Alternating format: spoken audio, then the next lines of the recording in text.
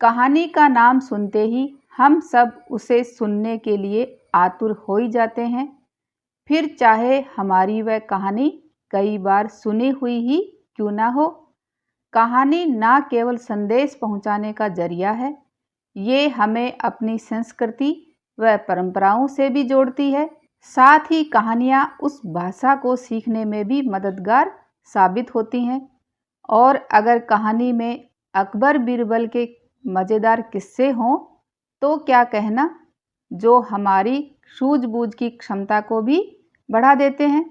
तो चलिए बच्चों, आज हम पढ़ते हैं एक कहानी जिसमें बीरबल की चतुराई से सब हैरान रह गए।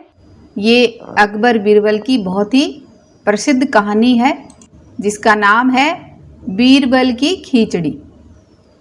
अकबर के शहर फतेहपुर सीकरी में सर्दियों के दौरान काफ़ी ठंड पड़ती थी। एक बार बादशाह ने ये घोषणा करवा दी कि वह सोने के 1000 सिक्के उसे देगा जो शाही महल के बाहर स्थित ठंडी झील में पूरी रात खड़े होने की हिम्मत करेगा। कई दिनों तक अकबर के पास कोई भी नहीं आया।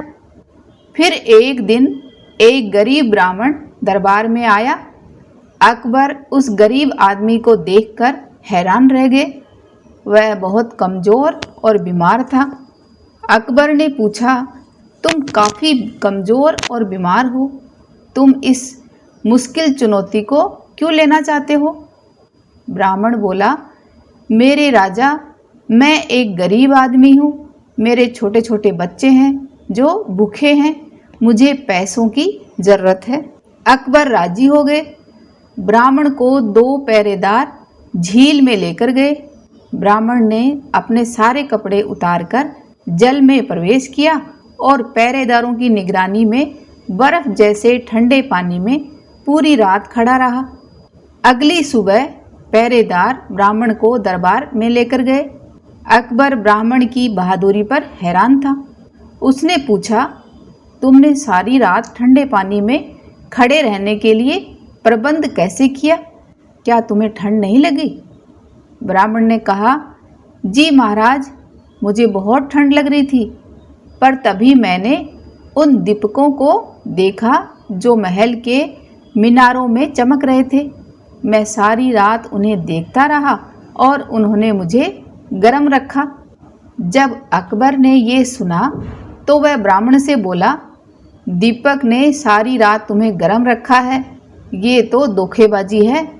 तुमने अपना कार्य ईमानदारी से नहीं किया, तुम्हें कोई सोना नहीं मिलेगा। और उसने पहरेदारों को आदेश दिया कि वे ब्राह्मण को दरबार से बाहर निकाल दे। गरीब ब्राह्मण बहुत परेशान था। वह जानता था कि बादशाह ने उसके साथ अन्याय किया है, लेकिन बादशाह के साथ तर्क कौन करता। वह दुखी होकर घर चला गया। जब ये सब हुआ तब बीरबल दरबार में उपस्थित था। उसने सोचा, बादशाह बहुत मनमानी कर रहे हैं। मनमानी यानी अपने ही मर्जी चला रहे हैं ज़्यादा ही। मुझे उन्हें सबक सिखाना चाहिए ताकि ब्राह्मण को वह सोने के सिक्के मिल सके और जिसका वह हकदार है। बीरबल अकबर के पास गए और सम्मान के साथ झुककर कहा, जहाँपना, मैंने अपने मित्रों के लिए एक दावत का आयोजन किया है। मैं आपको और सभी मंत्रियों को आमंत्रित करना चाहता हूँ। कृपया आज शाम को दावत के लिए मेरे घर पर पधारें। अकबर यह सुनकर बहुत खुश हुआ। शाम को अकबर ने खबर भिजवाई कि वे आ रहे हैं, परंतु बीरबल ने कहला भेजा कि अभी खाना तैयार नहीं हुआ है, जब तैयार हो जाएगा तो खबर भेज दूंगा। जब बहुत देर तक खबर नहीं आई तो अकबर स्वयं अपने मंत्रियों के साथ बीरबल के घर पहुंच गए। पर जब उन्होंने बीरबल को घर के आंगन में देखा तो वे हैरान रह गए।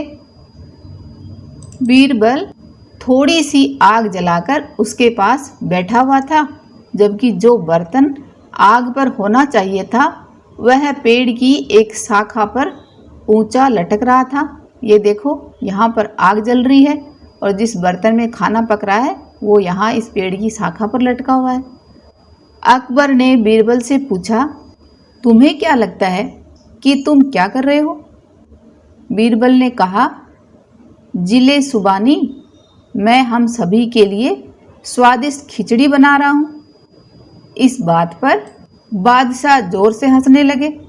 उन्होंने कहा, मूर्ख, तुम्हें क्या लगता है आग से गर्मी खिचड़ी तक पहुँच जाएगी? तुमने बर्तन ऊंची शाखा पर रख दिया है। बीरबल ने कहा, महाराज, आग की गर्मी बर्तन तक उसी प्रकार पहुँच जाएगी जिस प्रकार महल के दीपक से गर्मी उस दिन गरीब ब्राह्मण तक पहुँची थी। अकबर ने हंसना बंद कर दिया। उन्हें एहसास हो गया कि बीरबल क्या कहना चाहता है। अगले दिन उन्होंने ब्राह्मण को बुलाया और वादे के अनुसार उसे 1000 सोने के सिक्के दिए। ब्राह्मण ने बादशाह का आभार व्यक्त किया और आशीर्वाद दिया। अकबर ने बीरबल को देखा तो बीरबल मुस्कुरा दिए। तो देखा बच्चों, बीरबल ने कितनी चतुराई से उस ब्राह्मण को न्याय दिलाया। अभी बच्चों आपके लिए एक छोटा सा सवाल है। बीरबल अकबर के लिए दावत में क्या पका रहा था? इस बात का उत्तर आपको कमेंट बॉक्स में लिखकर बताना है।